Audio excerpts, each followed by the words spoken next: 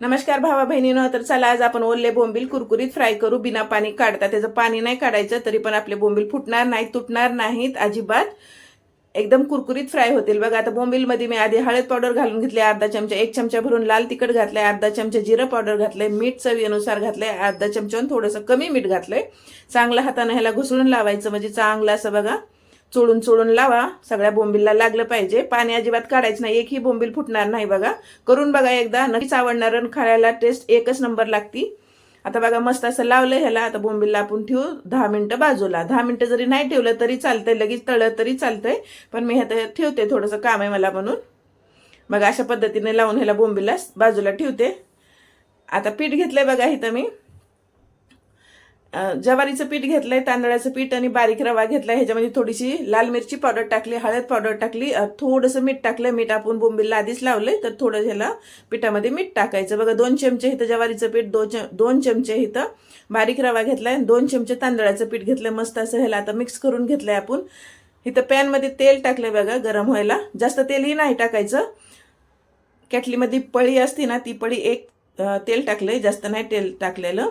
आता एकदा बोंबीलला आपण हात फिरून घेऊ.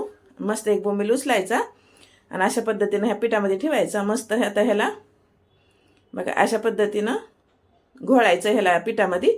ते पीठ जास्त मी काय करते, थोडंसं वाटीमध्ये पीठ काढून घेते. इथे प्लेट घेतली बघा, या प्लेटीमध्ये थोडं पीठ कमी करते, मध्ये आपल्याला चांगलं घोळायला येईल.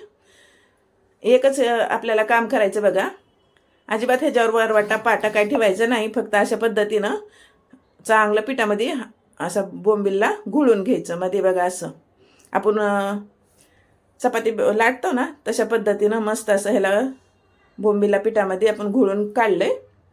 एक एक बोंबील उचलून पॅनमध्ये टाकायचं. चांगलं तेल गरम झालं, गॅस करा मध्यम, आणि मध्यम आचेवर ह्याला मस्त तळू द्या.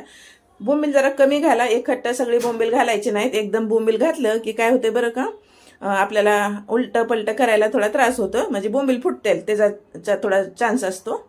तर काय करायचं, आपण थोडं थोडं कमीच बोंबील तुम्ही तळून घ्या. मी 10 बोंबील एकाच पॅनमध्ये टाकलेत. अशा पद्धतीनं जरा चिटकूनच टाकलेत. चिटकून टाकल्यावर काय होतं, एकाला एक चिटकतात. ते शिजायला लागलं की चिटकतात, मग आपल्याला थोडं उलटायला पलटायला थोडा प्रॉब्लेम होतो. तर अशा पद्धतीने बघा एक बोंबील मी केलाय उलटी पलटी. आता सगळे बोंबील आपण थोडं तळल्यावरच हलवायचं बरं का, नाही तर लगेच घातल्याबरोबर हलवलं की फुटतात. बघा एकही बोंबील आपला फुटलेला नाही, चिकदा झालेला नाही. अशा पद्धतीनं बोंबील एकदा करून बघा. साधी सोपी रेसिपी आहे, झटपट होती, खायला एक नंबर लागती.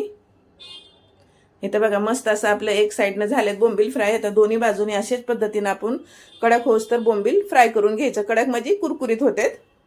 बघा किती कमी तेलात 1-1.5 पळी तेल घातलं बघा. आणखी मी थोडंसं तेल घातलं होतं, 1.5 पळी.